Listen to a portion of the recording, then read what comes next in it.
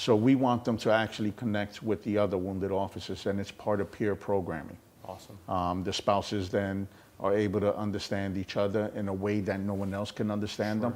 The wounded understand each other in a way that no one else can understand them, not even me. I do not know you, but I am your brother. You do not know me, but I am your protector. I will run into a burning building to save your life. Though I do not know your name, I will take a bullet for you. Though we've never met, I believe in duty and sacrifice of self. Your family is my family. Is my family. Your life is my duty.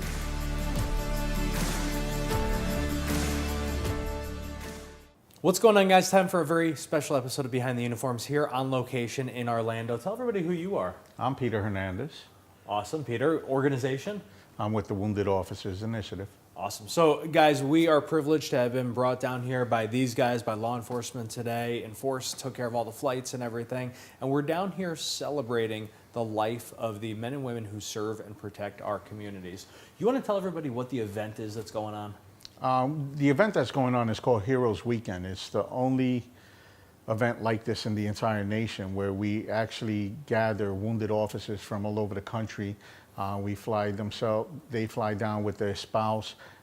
They participate in a bunch of events that occurred throughout the weekend. And the purpose behind it is, one, to recognize their sacrifice, and for two, for them to see they're not alone. You know, one of the things that has come up time and time again in this series, in interviews that we've done, man, I've interviewed so many officers who have been wounded in the line of duty and who have said, Kyle, I wish that I hadn't survived. When they've talked about the struggles that they've gone through after and the costs and the loss of their ability to work in so many cases.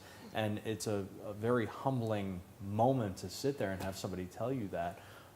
When you think about the sacrifice that so many men and women have made like that, how does that feel? You know, what really inspired this whole thing to start? Well, our slogan is, so their sacrifice is never forgotten.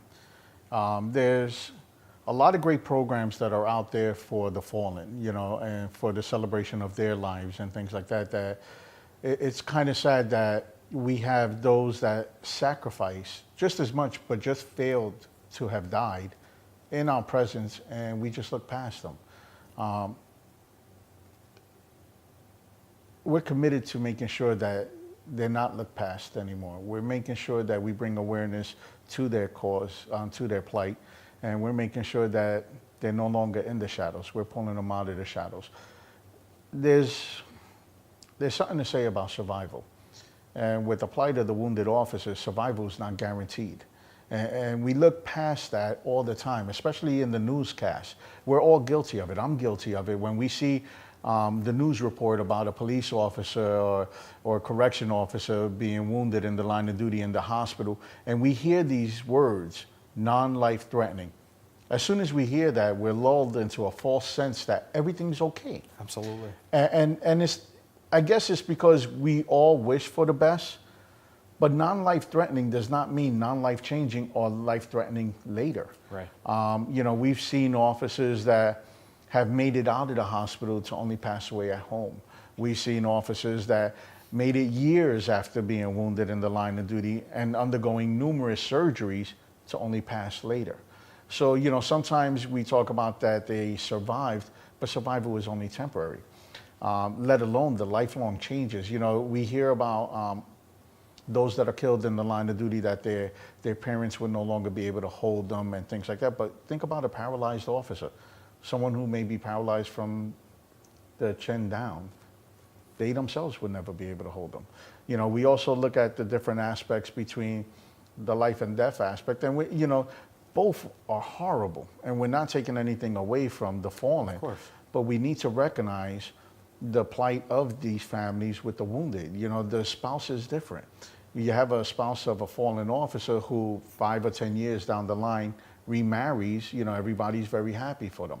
But if you have a spouse of a wounded officer who now leaves that wounded officer, it's kind of a stigma that comes with that. Sure. And that's because life is constantly changing for them. There's a new way of life, and it's constantly evolving. It's not the new norm. You never have a new norm.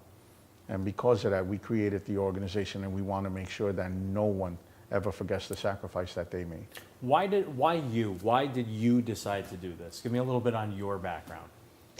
Most people get involved in a charity when it's directly impacting them. You know, you have the Cancer Society. Someone had a family member or they themselves went through cancer. Me, I'm not a wounded officer. I am active in law enforcement. I cannot even say I've ever been wounded in a grand way. Every time I've ever been injured on the job was as a result of me doing something silly and not getting hurt in a grand way. Let's and pray things it stays that way. Yeah, and I end up getting pranked on it for later. I got involved in it simply because I saw there was a need.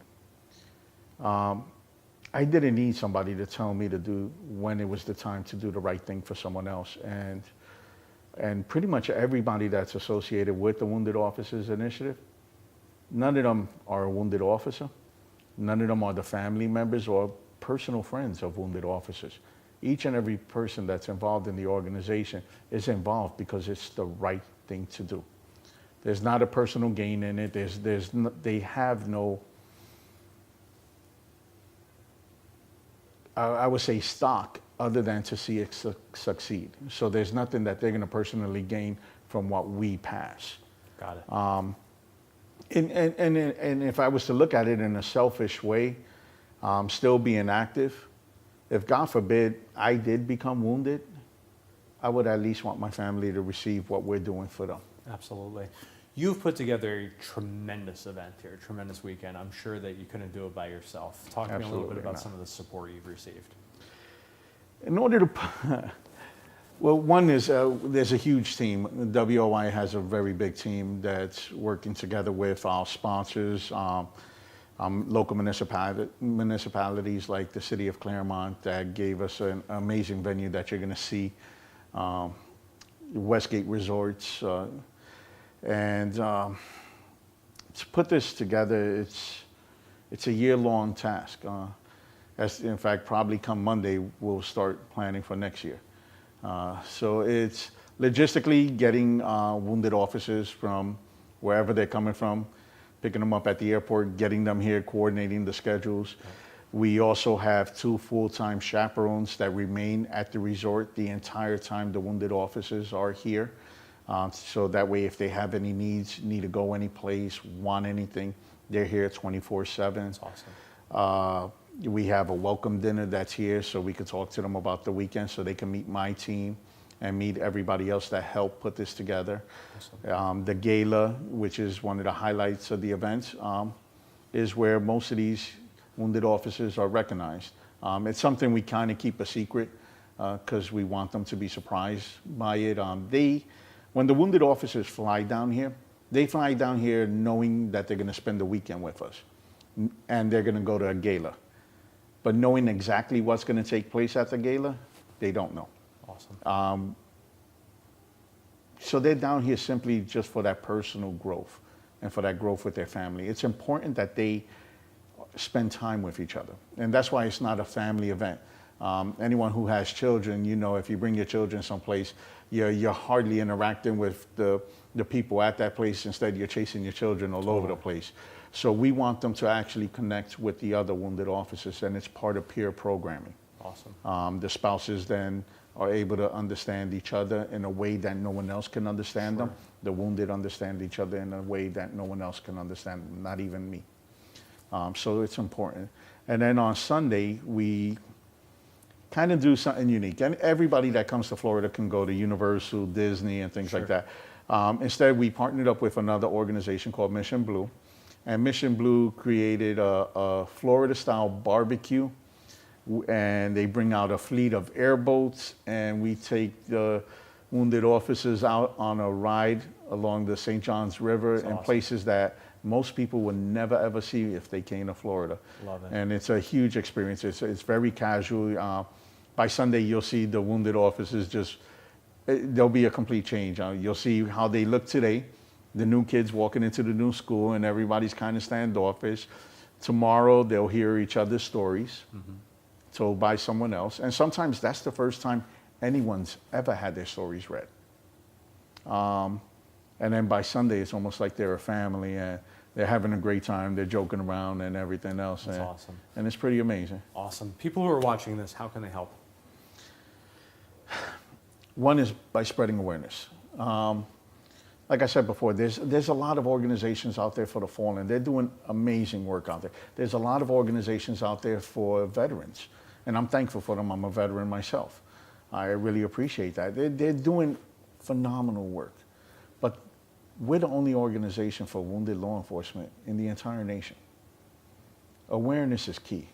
I know we all take it for granted when we are here at home that we believe we have such an amazing system of government and things like that, that these officers are taken care of, that these programs are there, you know, mental health programs, retirement benefit packages and things like that. You know, even when it comes down just to medical while you're wounded, it's not there. It's really not. We need awareness. We need people to come out, learn more about the organization, go to our website. We're an open book.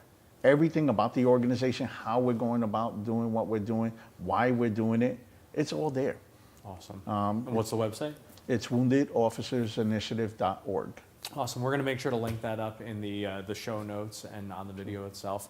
Guys, it's going to take you 2 seconds to hit the share button. So if you do nothing else today, if you don't go make a donation, spread awareness, support them, hit the share button on this video. It could go a very long way in changing some lives. Brother, thank you for what you're doing, for Appreciate coming it. out. Thank you Guys, so thanks much. for sharing. Thanks for watching. God bless America.